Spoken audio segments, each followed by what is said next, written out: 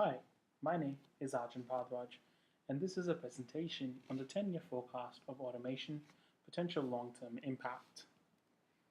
I will be covering overview, non-price determinants of demand, non-price determinants of supply, risks and opportunities. Artificial intelligence, robotics, and other forms of smart automation are advancing at a rapid pace and have the potential to bring great benefits to the economy by boosting productivity, creating new and better products and services. It is estimated that these technologies could contribute up to 14% to the global GDP by 2030, equivalent to around 15 trillion at today's value. For advanced economies like the US, the EU, and Japan, these technologies could hold the key to reversing the slump in productivity growth seen since the global financial crisis. But they could also produce a lot of disruption, not at least in the jobs market. Recent developments in robotics, artificial intelligence, and machine learning have put us on the cusp of a new automation age. Robots and computers can not only perform a range of routine physical work activities better and more cheaply than humans, but they are also increasingly capable of accomplishing activities that include cognitive capabilities once considered too difficult to automate successfully, such as making tactile judgments, sensing emotions, or even driving. Automation will change the daily work activities of everyone, from miners and landscapers to commercial bankers, fashion designers, welders, and CEO. Now, let's look at the non-price determinants of demand, which are the price of goods or services, services of related goods or prices of related goods or services. These are either complementary, those purchased along with a particular good or service, or substitutes, those purchased instead of a certain good or service. Let's suppose that certain machinery is a perfect substitute for human labor. That is, it produces the same quantity and quality of output as a human being. In this case, if the machine can produce at a lower cost than the person, demand for labor will decline. Graphically, this is illustrated by moving the demand curve for human labor to the left. This shows that at a given labor price, fewer units of human labor are demanded than before, even though the labor's price didn't change. This shift is because of the non-price determinants of demand. One of the main drivers of a sector being potentially more automobile is the composition of tasks involved in jobs in that sector.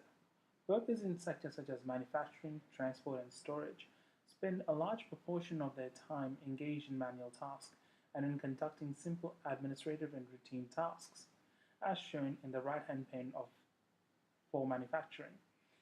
In the long term, these tasks are more likely to be automated by machines that are increasingly capable to replace human labor, carry out tasks at much higher speeds and levels of accuracy and efficiency. Now, let's look at non-price determinants of supply.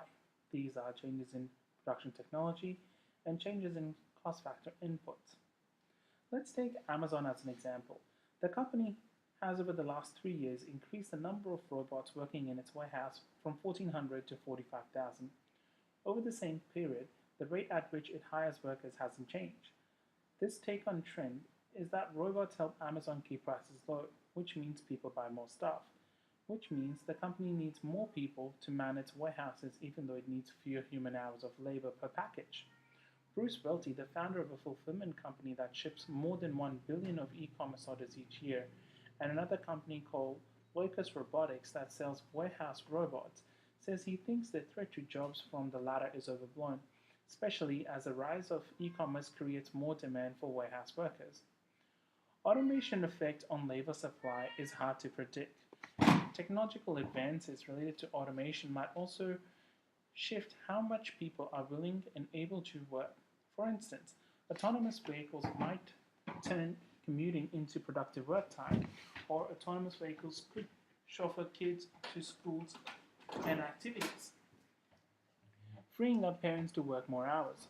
Alternatively, automation could boost productivity and lower consumer prices, possibly reducing labor supply since people will need to work less to afford the same items.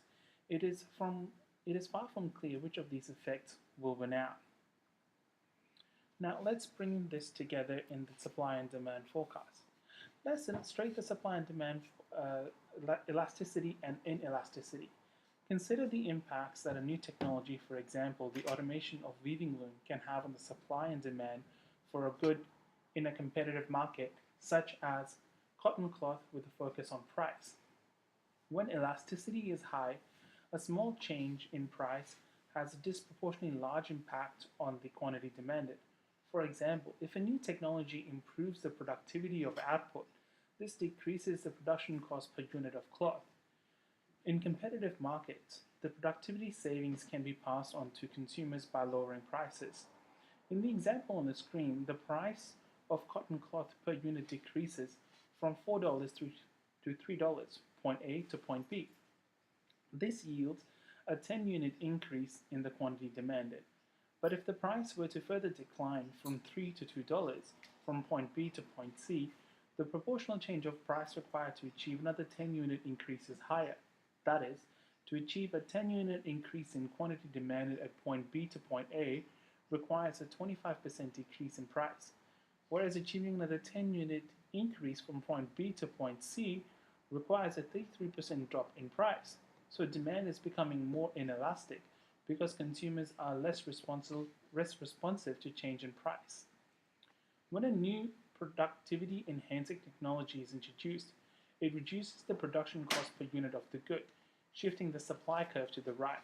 This drives prices down for the good until a new market equilibrium is met, point B above. When demand is elastic with respect to price, this indicates unmet consumer demands, so changes in price have disproportionately large impacts on quantities demanded.